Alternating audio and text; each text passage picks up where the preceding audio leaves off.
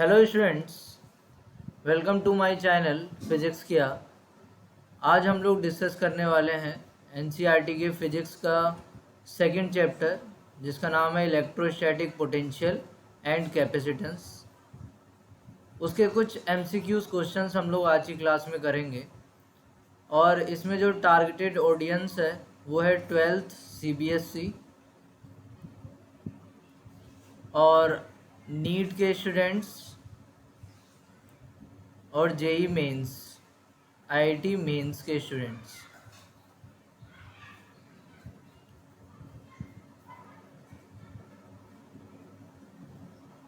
इसमें जो mainly target कर रहा हूँ मैं स्टूडेंट्स को, वो 12th सीबीएसई के हैं। ओके, चलिए स्टार्ट करते हैं। पहला क्वेश्चन देखिए क्या कह रहा है। पहला क्वेश्चन है which of the following is not the property of the equipotential. Equipotential की प्रॉपर्टी नहीं है, पूछ रहा है कि कौन सा है। ठीक है ना। पहला कह रहा है कि the equipotential surface do not cross each other. क्या वो एक दूसरे को क्रॉस, लिखा है कि they do not cross each other. ये बिल्कुल सही लिखा हुआ है, वो एक दूसरे को कभी भी क्रॉस नहीं करते हैं इक्विपोटेंशियल सरफेस, तो ये बिल्कुल सही है। बट ये आंसर नहीं होगा बिकॉज ये पूछ रहा है कि नॉट द प्रॉपर्टी। ठीक है ना। Okay okay.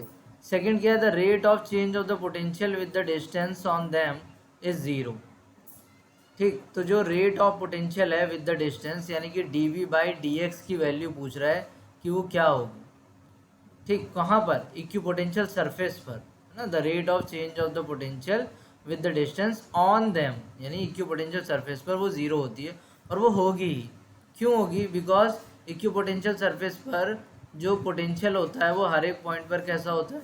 वो सेम होता है, और हर एक पॉइंट पर सेम होगा, यानी कि 1 और 2 पॉइंट पर सेम होगा, तो इन दोनों का डिफरेंस क्या आ जाएगा? वो ज़ीरो आ जाएगा, क्योंकि v1 इज इक्वल टू क्या होगा आपके पास? वो ज़ीरो होगा। इस वजह से क्या आ जाएगा? ये ज़ीरो आ जाएगा। ये भी बिल्कुल ठीक है, बट हमें गलत बताना है। For a uniform electric field they are the concentric spheres. ठीक है ना। अगर आपके पास यूनिफॉर्म फील्ड है, जैसे मान लीजिए ये यूनिफॉर्म फील्ड कैसा होता है? इक्विडिस्टेंट और पैरेलल लाइंस को यूनिफॉर्म बोलते हैं। ठीक है ना। तो यूनिफॉर्म अगर इलेक्ट्रिक फील्ड है, तो इसके रिगार्डिंग जो इक्विपोटेंशियल सरफेस होते हैं, they are parallel planes, not the spheres. ठीक है ना। तो पैरेलल प्लेन्स बनेंगे, वो क्या होंगे? इक्विपोटेंशियल सरफेस होंगे for uniform electric field. Uniform electric field के लिए कैसे होंगे? पैरेलल प्लेन्स होंगे, ये प्लेन बनेंगे, ना कि स्फीयर। ओके, स्फीयर्स अगर बनते हैं तो इलेक्ट्रिक फील्ड बढ़ता है।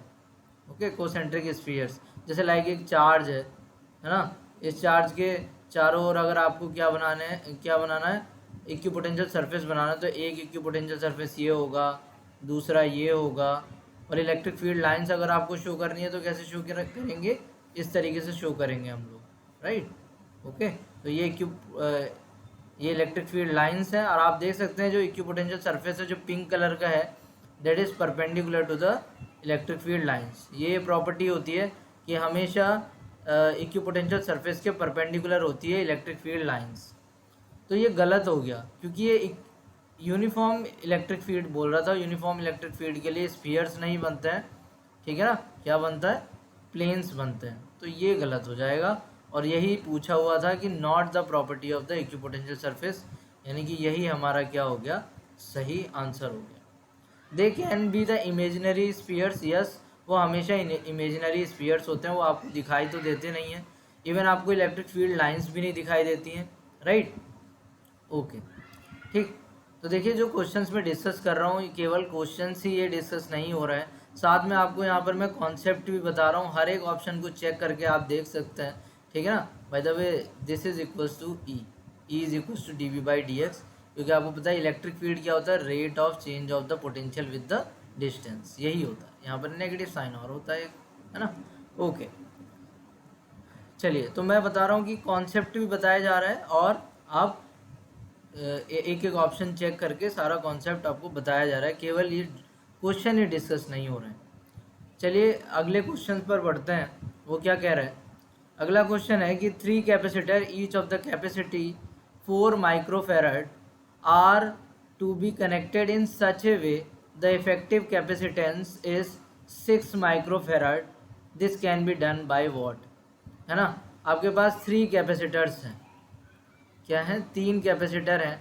आप उन्हें कैसे जोड़ें कि क्या हो जाए कि इक्विवेलेंट जो कैपेसिटेंस है वो कितनी आ जाए? 4 आ जाए, वो 6 आ जाए, है ना। तो देखिए आप दो को अगर आपने पैरेलल में जोड़ दिया, आप सोच के देखिए, अगर आप दो को ही पैरेलल में जोड़ देंगे तो इससे जो इक्विवेलेंट मिल जाएगा वो क्या मिलेगा? क्योंकि देखिए पैरेलल में जो होती है वो होती है C1 प्लस C2 होती है, और अगर सीरीज़ में इक्विवेलेंट कैपेसिटेंस निकालें तो वो कितनी होती है? 1/C1 प्लस 1/C2, है ना, ये होती है। तो अगर आप इन दोनों को ऐड कर देंगे तो कितना हो गया? 4 4 8 हो गया। हमें चाहिए 6। अब तो चाहे आप इस सर्किट के साथ कुछ भी करें, 6 से कम तो आएगा ही नहीं, क्योंकि एक ही 6 बन गया है, तो 6 से तो ज़्यादा 6, ठीक है ना। ओके, तो देखिए फिर कैसे किया जाएगा। तो एक काम कर सकते हैं हम लोग, अगर इन दोनों को, ये हिट एंड ट्रायल मेथड से ही होगा, ऐसा कोई इसका पर्टिकुलर मेथड नहीं है। तो हम लोग क्या करते हैं कि पहले अगर हम दो को क्या करें, इन दो जो कैपेसिटर्स हैं उन दोनों को किस में कनेक्ट करते हैं? सीरीज़ में कनेक्ट कर दें। एक ये 4 का हो गया, ये 4 का हो गया। और आपने सीरीज़ के लिए फॉर्मूला क्या होता है? वो ये होता है ना। तो 4 4 हो गया, तो इसकी इक्विवेलेंट क्या हो जाएगी मुझे बताएंगे? इसकी जो इक्विवेलेंट हो जाएगी वो आ जाएगी 2 माइक्रो एम्पियर, है ना। ये सीरीज़ में है, और सॉरी 2 माइक्रो फेराड, एम्पियर बोल दिया मैंने, 2 माइक्रो फेराड हो जाएगा। कैसे हो जाएगा? आप इस फॉर्मूले में पुट करेंगे। वैसे इस फॉर्मूले को आप ऐसे भी लिख सकते हैं, CS is equals to C1, LCM लेके ना, C1 प्लस C2 एलसीएम लेके और रेसिप्रोकल करके ये आ जाएगा C1 into C2 C1 plus C2, ये आ जाता है। तो इसी तरीके से आप अगर 4 इंटू 4 अपॉन 4 प्लस 4 करेंगे तो क्या आ जाएगा आपके पास? 2 आ जाएगा, राइट, 2 माइक्रो फेराड। तो वही है, देखिए यहाँ पर 2 आ गया। अब आपको क्या चाहिए? 2 में अगर आप 4 ऐड कर दें तो 6 मिल जाएगा, है ना। तो इन दोनों की मिलके ही क्या आ गई है? वो 2 आ चुकी है। इन दोनों को मिला के हम 2 ले आए हैं, है ना। तो ये दो सीरीज़ में हो गए, और अगर हम इसके पैरेलल में कनेक्ट कर दें, है ना, तो क्या होगा? 4 का एक हमने कनेक्ट कर दिया, तो ये तो कितना हो गया था इन दोनों का इक्विवेलेंट? वो तो 2 हो गया था। अब 2 में एक्चुअली आपने क्या लगाया है? आपने लगाया है 4, है ना, ये 4 लगाया है। ओके, तो इसका इक्विवेलेंट क्या हो जाएगा मुझे बताएंगे आप? अब 2 और 4 का इक्विवेलेंट आपको बताना है ना। ये किस में है? ये तो पैरेलल में है। पैरेलल में फॉर्मूला क्या होता है? अभी हमने आपको ऊपर बताया फॉर्मूला, ये होता है पैरेलल में फॉर्मूला। तो कितना हो जाएगा ज़रा बताइए इसका? तो C पैरेलल अगर हम लोग लिखें तो हो जाएगा 2 + 4 यानी कि 6। तो आपको समझ आ रहा है कि कैसे किया? देखिए आप स्टार्टिंग ऐसे भी कर सकते थे, मतलब दो को पैरेलल में लगा के और एक को ऐसे लगा दीजिए, है ना, तो भी कर सकते थे, लेकिन इससे आएगा नहीं, क्योंकि 4, ये 4 है, 4 4 8 तो यहीं हो गया। अब इसका अगर इस 4 के साथ कराएंगे तो आपके पास आपको 6 नहीं मिलेगा, है ना। तो आप जब भी 3 हो तो आप 2 सर्किट ट्राई कर लीजिए। कौन कौन से सर्किट ट्राई करिए? एक तो पहला, जैसे 3 कैपेसिटर्स हैं, यहाँ पर 3 कैपेसिटर हैं, तो पहला तो आप ये ट्राई करिए, है ना। एक ये ट्राई किया, और दूसरा आपने क्या ट्राई कर लिया? एक ये ट्राई कर लिया, इस तरीके से। और भी ट्राई कर सकते हैं कि तीनों ही किस में हो जाए, है ना। इस तरीके से भी ट्राई किया जा सकता है कि तीनों ही सीरीज़ में हो जाए, या फिर तीनों ही पैरेलल में हो जाए। तो बस यही मेथड है इन तीनों को कनेक्ट करने के, है ना। तो इन 3 मेथड को आपको चेक करना पड़ेगा हिट एंड ट्रायल मेथड से, then you will get the answer. In this case we are getting this our answer. So हमारा आंसर क्या हो जाएगी कि 2 को किस में कनेक्ट किया जाए? सीरीज़ में, और उसके साथ एक क्या किया जाए? कनेक्ट, पैरेलल कनेक्ट किया जाए, राइट। तो कौन सा सही हो जाएगा? C will be the right answer. 2 are connected in the series and 1 in the parallel. Okay, तो आप इसे हिट एंड ट्रायल मेथड से करेंगे। हिट एंड ट्रायल मतलब आप लगा लगा के देख रहे हैं और इसमें कौन सा सही आ रहा है, बस ये चेक करना है आपको, है ना। ओके, चलिए आगे बढ़ते हैं हम लोग। Third is a parallel plate capacitor has a uniform electric field E in the space between the plates. Parallel plate capacitor आप लोग जानते हैं क्या होता है। पैरेलल प्लेट कैपेसिटर ये है पैरेलल प्लेट कैपेसिटर। इस पे चार्ज है, इधर प्लस है इधर माइनस है ना। इनके बीच का जो डिस्टेंस है वो कितना है, डी है, और एक प्लेट का एरिया कितना है, वो ए है। Okay, if the distance between them is D and the area of the plate is a, the energy stored in the capacitor is what. Energy stored पूछ रहा है कैपेसिटर में, नॉट द एनर्जी डेंसिटी। देखिए आपको अगर energy density याद है, देखिए मास डेंसिटी क्या होती है, मास अपॉन वॉल्यूम। तो एनर्जी डेंसिटी क्या होगी, एनर्जी अपॉन वॉल्यूम होगी, है ना। तो एनर्जी डेंसिटी आपको उसका फॉर्मूला याद होना चाहिए। एनर्जी डेंसिटी का फॉर्मूला जो होता है, this is in joules per metre cube. जैसे डेंसिटी क्या होती है, किलोग्राम पर मीटर क्यूब, ऐसे ही ये क्या होता है, joules in metre cube, that is given by half epsilon naught E square. मतलब कहीं भी अगर आपको इलेक्ट्रिक फील्ड लाइंस दिख रही हैं तो वहाँ पर एनर्जी डेंसिटी एग्जिस्ट करेगी और जिसकी वैल्यू क्या होगी, half epsilon naught E square. Okay, ठीक है। तो यहाँ पर फिलहाल हमें एनर्जी चाहिए थी, तो एनर्जी क्या हो जाएगी, यहाँ से आप फाइंड आउट कर सकते हैं। Energy is equals to, you will get what, volume की मल्टीप्लाई कर दो, you are denoting it with the u, this is denoted by the capital U and it is denoted by the V. तो energy capital U will become small u into the volume, right? Small u you know that is half, this is half epsilon naught E square and volume is what, A D. Okay, वैसे इसे और भी detail में किया जा सकता है, आप चाहें तो कर सकते हैं, ठीक है ना। कि कभी एनर्जी डेंसिटी का फॉर्मूला कैसे फाइंड आउट करते हैं ये भी हम कर सकते हैं, ठीक। जैसे लाइक हमारे पास क्या है, मैं बता देता हूँ कि हमारे पास एनर्जी के एक्चुअली कैपेसिटर के लिए 3 फॉर्मूले हैं अगर आपको याद हो। First is Q square by 2c, second is Q V by 2, third is half C V square या सी वी स्क्वायर बाय 2। तो ये 3 फॉर्मूले हैं, ये बहुत ही इंपॉर्टेंट है, इन्हें याद रखिए आप लोग, है ना। ओके, तो लाइक अभी हमें क्या चाहिए, ई इंट्रोड्यूस कराना है। I think you know E is what, E is equals to क्या होता है, sigma by epsilon naught between the plates. If the charge density is sigma, है ना, ऑन बोथ द प्लेट्स, तो जो इलेक्ट्रिक फील्ड एग्जिस्ट करता है between the plate वो ये करता है ना। और sigma is equals to, you also know, Q by क्या होता है, ए होता है। देखिए क्वेश्चन तो हो चुका है, आंसर हमारा आ चुका है। आंसर हमारा क्या है, सी है।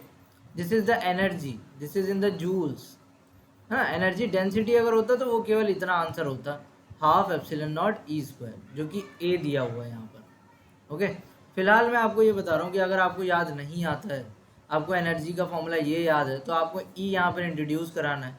तो ई इंट्रोड्यूस कराने के लिए आपको क्या है कि ई का ये फॉर्मूला पता होना चाहिए और सिग्मा की वैल्यू आप क्या लिख सकते हैं, क्यू बाय ए। तो q by a epsilon naught आ गया, यहाँ से क्यू को रिप्लेस कर दो यहाँ पर, है ना। और ई की क्यू की वैल्यू आप लिख दीजिए ई ए एप्सिलॉन नॉट इस जगह पर, राइट। ओके, और सी को आप क्या लिख सकते हैं, for parallel plate capacitor C is equals to epsilon naught A by D. तो ये बहुत ही इंपॉर्टेंट फॉर्मूले हैं, लाइक ये फॉर्मूला काफ़ी इंपॉर्टेंट है, this is also important, that is also important. Okay, तो ये तब है जब आपको एनर्जी डेंसिटी का फॉर्मूला ही याद नहीं है, ठीक है ना। अगर आपको एनर्जी डेंसिटी का फॉर्मूला याद है तो ये इतना सब कुछ करने की ज़रूरत नहीं है। तो simply energy is equals to क्या हो जाती है, energy density into the volume. तो एनर्जी डेंसिटी का फॉर्मूला ये है और वॉल्यूम ए डी होता है, ए डी ही तो होगा, है ना। और अगर किसी को याद नहीं है तो फिर वो ई इंट्रोड्यूस कराने के लिए आपको यहाँ से क्यू की वैल्यू निकालनी पड़ेगी यहाँ से, और क्यू की वैल्यू आ जाएगी, और फिर सी को रिप्लेस करेंगे epsilon naught A by D से, you will get the same answer like this. Okay, चलिए ठीक है, move to the next question. Next क्या है कि एक पैरेलल प्लेट कैपेसिटर है ना, उसके अंदर क्या है, ऑयल भरा हुआ है। एक पैरेलल प्लेट कैपेसिटर है। देखिए जब भी आप फिजिक्स के क्वेश्चन करते हैं तो आप फिगर ज़रूर बनाएं कि उसमें चल क्या रहा है। अगर आप प्रॉब्लम ही नहीं समझ पाएंगे तो आप क्वेश्चन भी नहीं कर पाएंगे, ठीक है ना। तो प्रॉब्लम को समझना प्रायोरिटी होनी चाहिए, है ना, अदरवाइज तो फिर तुक्का तो लगा ही जा सकता है। ठीक है, तो इसके अंदर क्या है कि ऑयल भरा है जिसमें जो डाइलेक्ट्रिक कांस्टेंट है वो के है, हैज़ द कैपेसिटेंस कितनी, इसकी कैपेसिटेंस सी है। फिर ये कहता है कि सर अगर ऑयल को रिमूव कर दिया जाए, ऑयल को क्या कर दिया जाए, रिमूव कर दिया जाए, तो सर कैपेसिटेंस कितनी होगी ये बताइए आप, है ना। तो बस यहाँ क्या करना है, दो कंडीशंस दे रखी हैं, एक ये कंडीशन है फर्स्ट और एक सेकंड है ये है। तो फर्स्ट कंडीशन के लिए फॉर्मूला आपको पता है कि क्या लगाना है, कैपेसिटेंस का तो एक ही फॉर्मूला है, क्या है भाई, C इज इक्वल्स टू क्या लगाएंगे, एप्सिलन नॉट के epsilon naught A by D, है ना। तो यहाँ पर C ही दिया है कैपेसिटेंस, ठीक है, ये देखो C दिया है, के की वैल्यू 2 दी हुई है, ये epsilon naught A by D. ये तो फर्स्ट कंडीशन से हमारे पास इक्वेशन आ गई।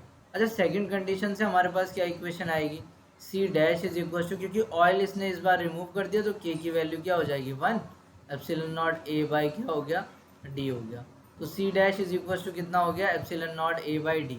अच्छा, आप मुझे बताएंगे epsilon naught A by D की वैल्यू क्या है, वो तो C बाई 2 है नहीं है, ठीक है ना। तो epsilon naught A by D की जो वैल्यू है वो कितनी आ रही है, C बाय 2 आ रही है। बस इस वैल्यू को ही आपको कहाँ पुट करना है, इस वैल्यू को बस यहाँ पर पुट कर दीजिए, ठीक। तो क्या आ जाएगा आपके पास, C by, this will become C by 2, right, ठीक है ना। तो ये C बाय 2 आ गया, बस यही अपना आंसर है। Move to the next question.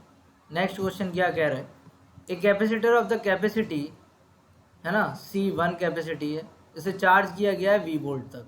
आपके पास एक कैपेसिटर है ना, उसकी कैपेसिटेंस कितनी है, C1 है, और इसे चार्ज करके छोड़ दिया कितना वोल्टेज के साथ, V1 वोल्टेज, V के साथ, V1 के साथ नहीं किया है ना।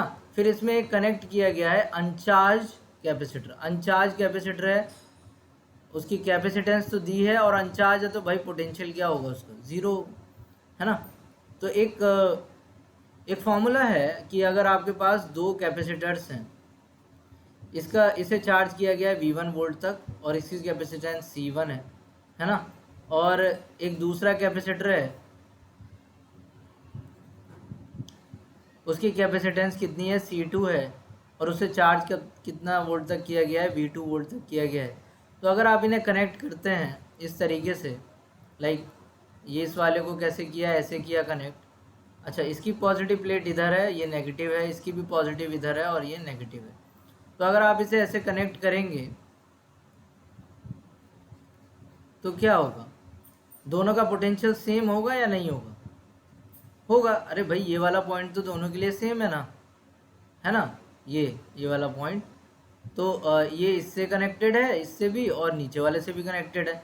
तो मान लेते हैं यहाँ पर जो पोटेंशियल क्रिएट हो रहा है वो कितना पोटेंशियल क्रिएट हो रहा है, वो हो रहा है V पोटेंशियल क्रिएट, है ना, जोड़ने के बाद कनेक्ट कर दिया ना, ठीक। तो मैं अभी आपको थ्योरी बता रहा हूँ, फिर हम इस क्वेश्चन को करेंगे ऊपर वाले को, है ना। तो V इज इक्वल टू जो नया पोटेंशियल हो जाता है उसका फॉर्मूला है C1 plus C1 V1 plus C2 V2 upon C1 plus C2, ठीक है ना। कोई भी फॉर्मूला अगर हम पढ़ रहे हैं, अगर हम सिचुएशन के साथ पढ़ेंगे तभी वो हमें याद रहेगा, अदरवाइज हम लोग भूल जाएंगे, ठीक। अब अगर क्या कह दे वो इसी सिचुएशन में कैपेसिटेंस की जो कैपेसिटर है इनकी पोलैरिटी क्या करे, वो चेंज कर दे। लाइक ये C1 है, V1 से चार्ज किया गया है, इसे ऐड किया जा रहा है किसमें, ऐड मतलब जोड़ा जा रहा है ना, C2 में जोड़ा जा रहा है, लेकिन इस बार C2 की नेगेटिव प्लेट इधर है और पॉजिटिव प्लेट इधर है। उस कंडीशन में भी ये दोनों क्या होंगे, इन दोनों के बीच जो पोटेंशियल आएगा वो सेम ही आएगा, है ना, पोटेंशियल तो सेम ही आएगा, बट उसकी वैल्यू प्रीवियस जितनी नहीं होगी वो वैल्यू अलग हो जाएगी।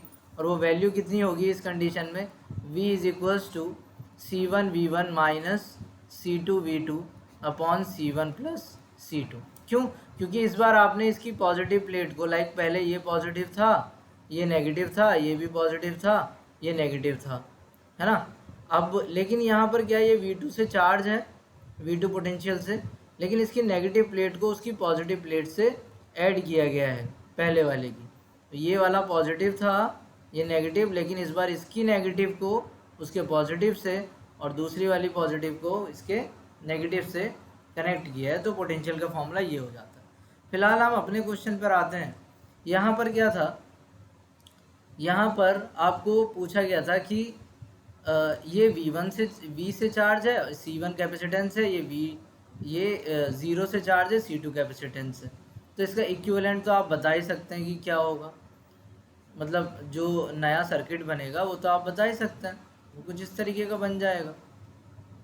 और उसमें एक कॉमन पोटेंशियल होगा या नहीं होगा, इसके बीच में कॉमन पोटेंशियल होगा ये V, और वो क्या होगा कॉमन पोटेंशियल। एक काम करता हूँ, मैं इसे कॉपी कर लेता हूँ, नीचे बना देता हूँ, है ना। ये हो गया कॉपी और ये हमने बना दिया नीचे।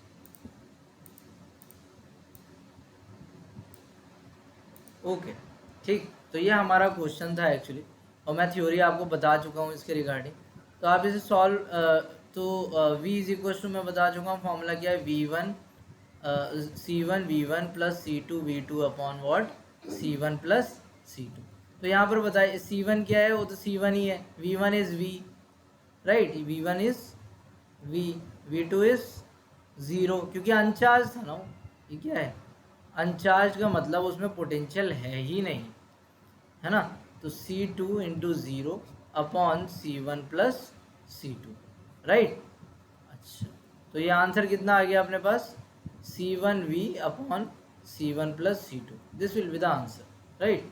तो देखिए मैंने इसमें आपको दो चीज़ें बताई, ये दोनों ही बहुत ही इम्पोर्टेंट हैं, है ना, कि जब कैपेसिटर को जोड़ते हैं वो पोटेंशियल, जो नया पोटेंशियल हो जाता है वो ये हो जाता है। और ये आया कैसे है, बाय द चार्ज कंजर्वेशन, ठीक है ना। मैंने इसका डेरिवेशन आपको नहीं बताया, बट ये चार्ज कंजर्वेशन से आया है, बिकॉज चार्ज कंजर्व रहेगा, इसका जितना पहले था उतना बाद में रहेगा, उस कॉन्सिक्वेंस से ये फॉर्मूला आया हुआ है।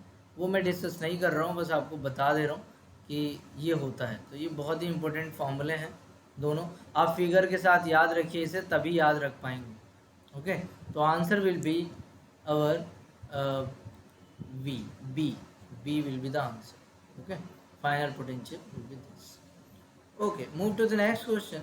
Next question क्या कह रहा है, an electric dipole moment P is lying along the uniform electric field, the work done in rotating the dipole by the 90 degree.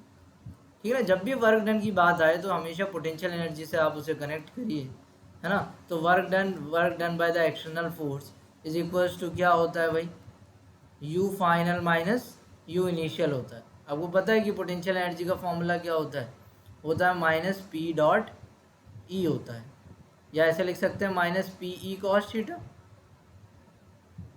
Right, है ना। अच्छा, तो ये कह रहा है कि सर पहले तो यूनिफॉर्म इलेक्ट्रिक फील्ड की डायरेक्शन में लाइंग अलोंग लिखा है ना, लाइंग अलोंग यानी कि यूनिफॉर्म इलेक्ट्रिक फील्ड की डायरेक्शन में इनिशियल कंडीशन में, इनिशियल और फाइनल का फिगर बना लेते हैं। ये इलेक्ट्रिक फील्ड है और पी भी किधर है, वो इधर ही है, तभी तो थीटा क्या है यहाँ पर 0 है।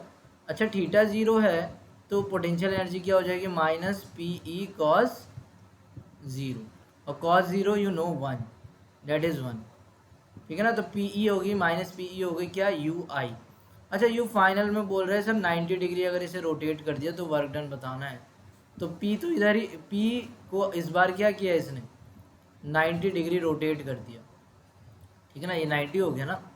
तो थीटा क्या हो गया यहाँ पर 90 डिग्री हो गया, राइट। तो यू फाइनल क्या हो जाएगा मुझे बताएंगे आप, माइनस पी ई कॉस 0, 90 हो जाएगा, क्योंकि फाइनली तो 90 हो गया ना उनके बीच का एंगल, है ना।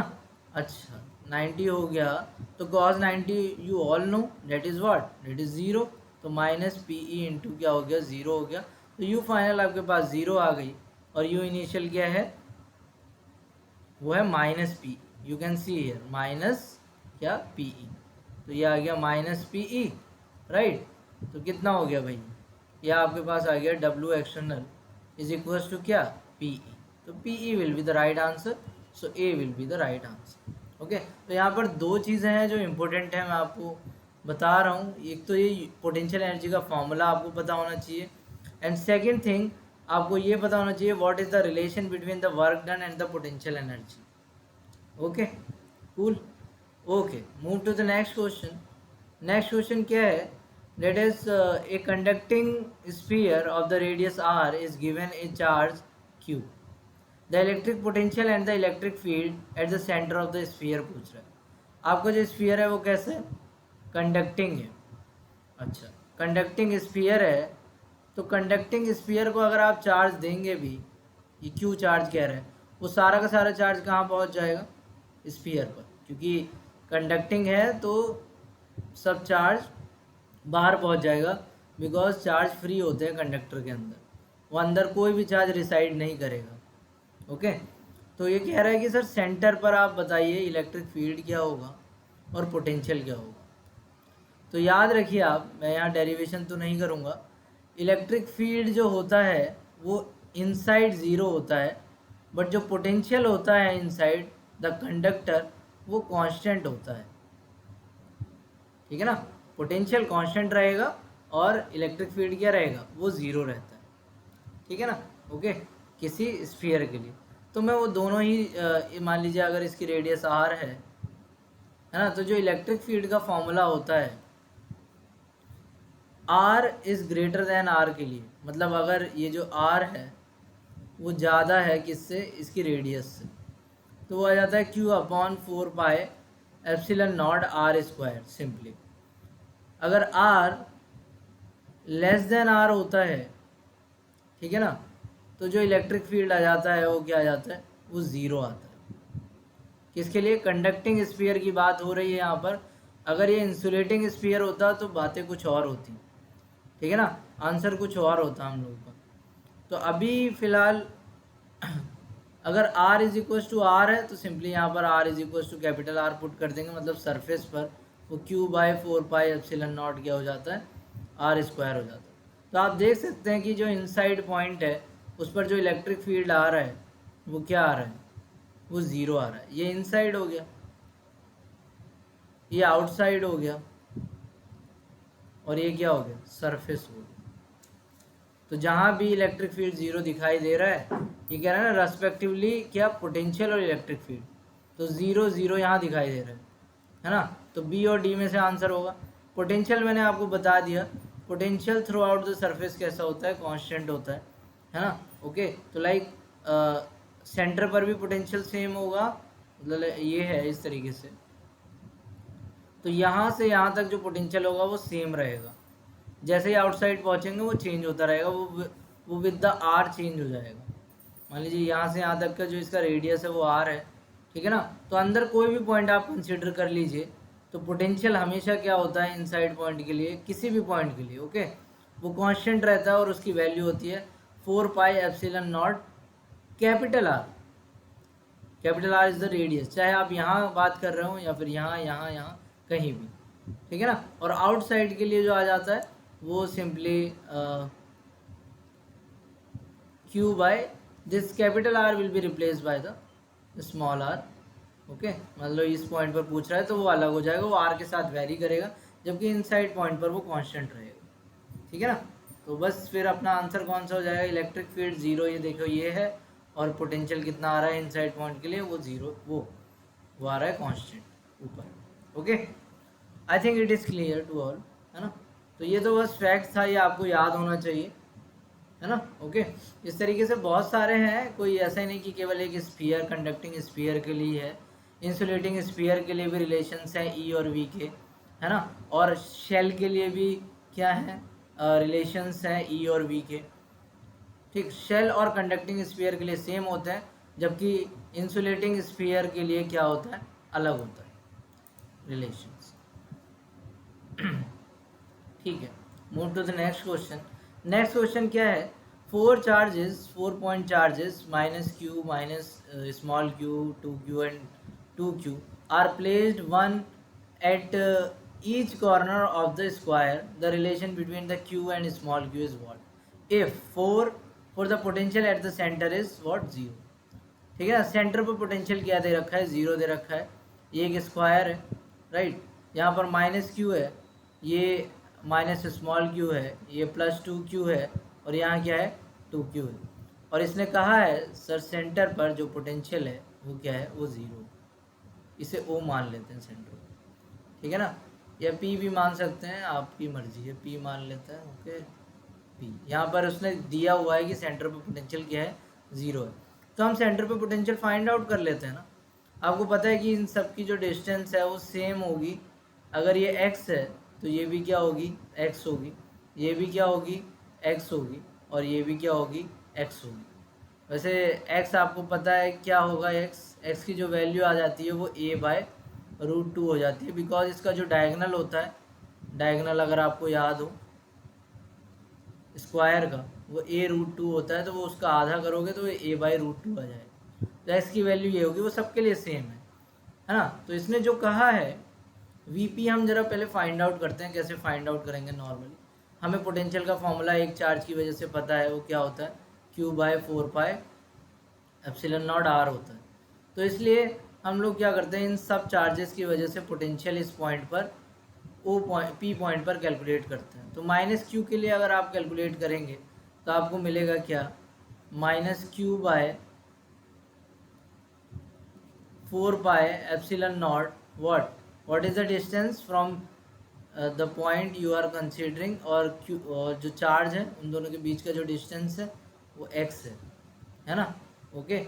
और प्लस अब इस वाले की बारी है -Q की, तो -Q/4πε0 x, right. What about the 2Q plus 2Q upon, ये कितना डिस्टेंस पर है, ये भी x पर है, 4πε0 क्या हो गया, x हो गया, एंड प्लस कैपिटल Q 4πε0 क्या हो गया, ये भी x हो गया, राइट। तो इसने दिया हुआ है सर कि जो पोटेंशियल है that is what, that is 0। अगर पोटेंशियल 0 है, यहाँ पर आप कॉमन ले सकते हैं क्या, 1/4πε0 x कॉमन ले लीजिए, आपको मिलेगा -Q -2Q plus 2Q plus capital 2Q, ठीक है ना, ओके। तो ये 0 में चला जाएगा, इधर जाएगा, तो ये 0 इज इक्वल टू आपको मिल जाएगा -Q and 2Q and -q plus q। आपको देखिए क्या मिलेगा यहाँ से, तो ये आ जाएगा +Q, राइट, और इन दोनों को सॉल्व करेंगे तो ये +q आ जाएगा, and that is equals to the what, that is equals to the 0। So you can say sir Q is equals to क्या है, -Q। तो the relation between the Q and the -Q is what, is Q is equals to -Q, right. तो A will be the right answer, okay. बहुत ही easy question था, कोई इतना difficult नहीं। ये भी पोटेंशियल पर बेस्ड है। अगला जो क्वेश्चन है that is on the potential energy basically, okay okay. Identical charges -Q are placed at the corner of the Q of the side B, okay. The electrostatic potential energy of the charge plus Q is placed at the center of the Q। इसकी potential energy आपको बतानी है, पूरे system की नहीं बतानी है, केवल इस +Q चार्ज की बतानी है कि कितनी पोटेंशियल एनर्जी है। तो उसके लिए आप ये देखेंगे कि ये इसका इंटरेक्शन कितने चार्जेस के साथ है। तो यहाँ पर मैं एक क्यूब बना लेता हूँ, क्यूब पर रखे हुए ना क्यूब, ये बन गया अपना क्या, क्यूब, ओके। और हर एक कॉर्नर पर क्या रखा हुआ है, -Q रखा हुआ है। हर एक कॉर्नर पर क्या है, -Q रखा हुआ है। और सेंटर पर क्या है, सेंटर पर +Q है, राइट। तो विच इज तो इसकी पोटेंशियल एनर्जी बतानी है, +Q चार्ज की पोटेंशियल एनर्जी, है ना। तो आपको पहले डिस्टेंस देखनी पड़ेगी, जो डिस्टेंस है सबसे इक्वली होगी। आई थिंक ये तो सेंटर में है ना, मतलब लाइक जो इसकी डिस्टेंस होगी, इसकी इससे डिस्टेंस, इसकी इससे डिस्टेंस, या इसकी इससे, सबसे जो डिस्टेंस होगी वो कैसी होगी, वो सेम होगी इसकी, राइट, ओके। इसकी डिस्टेंस होने वाली है वो सेम होगी। आपको बॉडी डायगोनल पता है कि कितना होता है, body diagonal of what, of cube, ये आपको याद होना चाहिए। वो होता है, अगर साइड इसकी B है तो बी बाय रूट वो b√3 हो जाता है, राइट। तो ये बॉडी डायगोनल के आधे पर ही तो होगी इसकी डिस्टेंस। अगर मैं इसकी बात करूं कि केवल -1 को देख लो पहले, क्योंकि सारे तो सेम डिस्टेंस पर है बिल्कुल, फिर 8 टाइम्स कर देंगे, ठीक। तो potential energy of -q and +q, ये पहले फाइंड आउट कर लेते हैं। PE of +q and -q, क्योंकि सारे के सारे कहाँ हैं, वो सेम डिस्टेंस पर ही हैं। तो U1 हम लिख रहे हैं उस पोटेंशियल एनर्जी को, U1 इज इक्वल्स टू, ये क्या होती है पोटेंशियल एनर्जी का फॉर्मूला दो चार्जेस के लिए क्या होता है, Q1 Q2 upon what 4πε0 and the distance between them, है ना, R। ओके, तो यहाँ पर लिखा जाएगा माइनस विद साइन लिखेंगे हम लोग। ओके, जब भी पोटेंशियल की कैलकुलेशन हो या पोटेंशियल एनर्जी की कैलकुलेशन हो, आपको विथ साइन ही लिखना है। तो -q अपॉन क्या आ जाएगा, मैंने ये बताया, ये आपको क्या मिलेगा, ये जो है इसे अगर आप x मान रहे तो ये बॉडी डायगोनल का क्या होगा, आधा होगा। बॉडी डायगोनल है b√3, उसका आधा हो जाएगा, है ना। तो यहाँ पर आप जब लिखेंगे, ये क्या लिखेंगे, 4πε0 एंड r क्या है, r is the distance between the charges, these two charges, this and that. Okay, तो b√3, I should write by this pen, b√3 upon what 2, तो ये ऊपर पहुँचेगा तो क्या हो गया, -2q² अपॉन 4πε0 b√ क्या हो गया, 3 हो गया। ये U1 की वैल्यू है, लेकिन एक्चुअली ये सारे चार्जेस की वजह से पूछ रहा था। यहाँ पर कितने चार्जेस हैं, कॉर्नर पर कितने चार्जेस होंगे मुझे ये बताइए। तो टोटल जो आ जाएगी वो 8 टाइम्स U1 आ जाएगी, क्योंकि सब तो एक ही डिस्टेंस पर है ना। देखो, ये वाला भी इक्वल डिस्टेंस पे, ये भी इक्वल डिस्टेंस पे होगा, नीचे वाला भी, सारे इक्वल डिस्टेंस पे ही होंगे। तो एक की वजह से मैंने फाइंड आउट कर ली और उसका 8 टाइम्स कर दिया, है ना। ओके, तो 4πε0 क्या हो गया, b√3, राइट। तो यहाँ पर क्या हो जाएगा आपका 8 टाइम्स ये हो गया, b√3/2 आ गया। अच्छा, ठीक है, और ये हमने कर लिया क्या, 8 टाइम्स।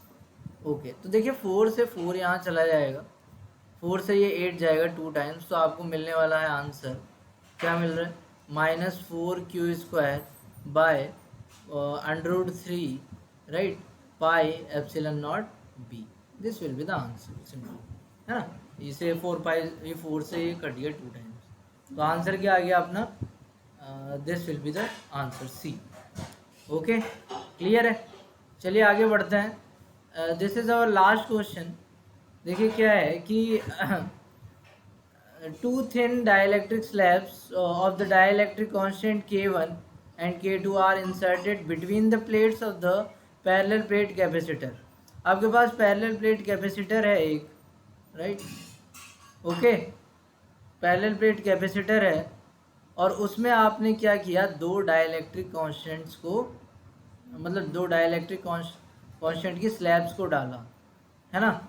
वैसे इसके अंदर जो इलेक्ट्रिक फील्ड होता है वो कांस्टेंट होता है, आपको पता है ना। हर एक, मतलब अगर कोई पूछे कि यहाँ पर इलेक्ट्रिक फील्ड कितना है, सर E है, यहाँ भी E होगा, यहाँ भी E होगा।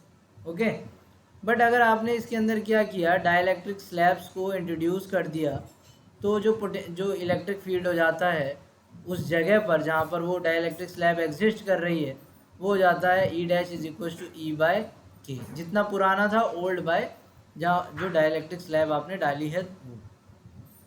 तो यहाँ पर दो स्लैब्स डाली गई हैं, एक स्लैब ये है, ठीक है ना, एक दूसरी स्लैब भी डाली गई है, वो भी सेम थिकनेस की ही है। ओके, जो कि फिगर में दिखाया गया, and K1 is less than क्या है, K2 है, ठीक। अच्छा, यहाँ पर जो इलेक्ट्रिक फील्ड होगा वो E0 होगा, क्योंकि यहाँ एयर है, यहाँ पर क्या है, एयर है, यहाँ भी क्या है, एयर है, यहाँ भी क्या है, एयर है, और ये क्या है, ये K1 है, और ये क्या है, ये K2 है। ओके, ठीक है। तो एयर में जो इलेक्ट्रिक फील्ड है अगर वो E0 है और आपने डाइलेक्ट्रिक यहाँ पर इंट्रोड्यूस करा दिया है, तो जो यहाँ पर इलेक्ट्रिक फील्ड हो जाएगा वो क्या हो जाएगा, ई नॉट बाय K1। अभी फिर दोबारा से क्या आ गई, एयर आ गई, तो एयर में क्या होगा, ई नॉट ही होगा इस बीच में। अच्छा यहाँ पर क्या हो जाएगा, ई नॉट बाय K2। क्यों, क्योंकि K2 इंट्रोड्यूस हो गया ना डाइलेक्ट्रिक। अच्छा फिर उसके बाद यहाँ भी एयर है, तो एयर में तो मैंने बताया कि ई नॉट होता है। तो आप देखिए ई नॉट तो सबसे ज़्यादा होगा। अब ई नॉट को आपने के से क्या किया, डिवाइड किया, के इज़ ग्रेटर देन 1। ओके, तो ज़्यादा कौन है, ज़्यादा है K2। आपने ज़्यादा नंबर से अगर डिवाइड किया तो वो चीज़ तो कम हो जाएगी ना, है ना। तो सबसे कम जो इलेक्ट्रिक फील्ड होगा वो यहाँ पर होगा, ठीक है ना, उससे कम यहाँ पर होगा। मतलब लाइक सबसे कम ये वाला इलेक्ट्रिक फील्ड होगा क्योंकि इसका डिनोमिनेटर क्या है, वो ज़्यादा है। इसका उससे क्या होगा, थोड़ा सा ज़्यादा होगा, इसलिए मैंने ये 2 एरो नीचे करके बताया और ये 1 एरो बताया। और इसका कुछ होगा ई नॉट, ये ई नॉट है, राइट। मतलब हमें रिलेशन पता चल गया। रिलेशन क्या है सर, वो है ई नॉट इज़ सबसे ज़्यादा ग्रेटर है, वो ई नॉट बाई K1 से ग्रेटर है। और ई नॉट बाई K1 किससे ग्रेटर है, ई नॉट बाई K2 से ग्रेटर। तो बस आपको क्या बताना था, ग्राफ बताना था किसके बीच में, इलेक्ट्रिक फील्ड और डिस्टेंस के बीच में आपको ग्राफ बताना था, है ना। तो देखिएगा ज़रा, यहाँ पर ये हो गया आपका इलेक्ट्रिक फील्ड इधर, और ये हो गया डिस्टेंस, है ना। तो ये आपके यहाँ पर 1 2 3 मतलब ये है ना 1 2 3 4 5 इस तरीके से पॉइंट्स हैं। लाइक एक पॉइंट ये, एक पॉइंट ये, एक पॉइंट ये, एक पॉइंट ये, एक पॉइंट ये। इसे नाम दे देते हैं ABCDEF, है ना। क्या लिखेंगे, ABCDE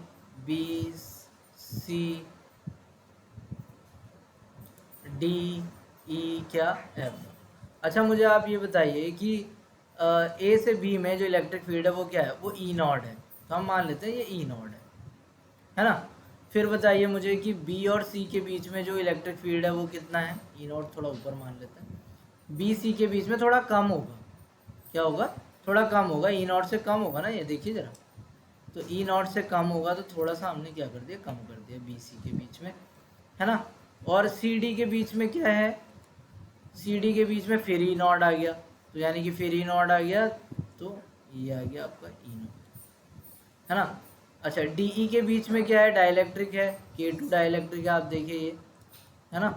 तो डी ई के बीच में K2 डाइलेक्ट्रिक है, ये दूसरा डाइलेक्ट्रिक है, और इसकी वैल्यू तो और भी कम है इलेक्ट्रिक फील्ड की, तो ये और नीचे आ जाएगा, इससे तो नीचे ही रहेगा पर्पल वाले से, है ना।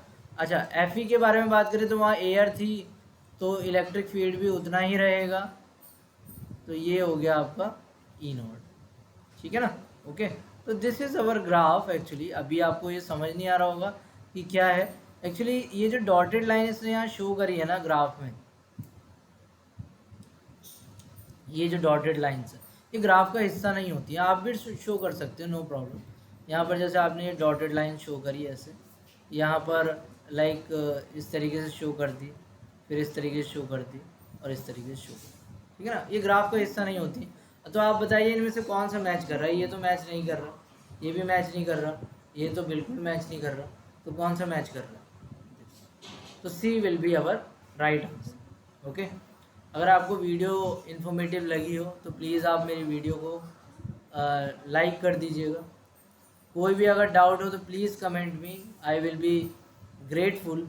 ओके, और ज़्यादा से ज़्यादा लोगों को शेयर कर दीजिएगा जिससे और भी लोग इसका बेनिफिट ले सकें, है ना। और मेरे चैनल को सब्सक्राइब ज़रूर कर देना, बिकॉज आगे भी मैं वीडियो बनाता रहता हूँ, है ना। अगर आपको अच्छी लगी है तो subscribe. Okay, and thank you very much. आपके एग्ज़ाम आने वाले हैं, आपको पता है कि जो एग्ज़ाम होगा वो MCQ बेस्ड होगा, है ना।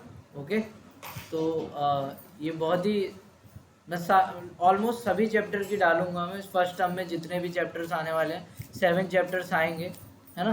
तो अगर आप ये अच्छे से पढ़ के चले जाते हैं तो मैं कहता हूँ कि 80% मार्क्स आपके सिक्योर हो ही जाएंगे। अगर आप प्रॉपर नोट्स बनाएंगे, ये सारे क्वेश्चंस अपनी कॉपी में सॉल्व करते हैं, तो आई एम सेइंग कि आपके 80% आ जाए। Thank you very much. Okay, bye bye.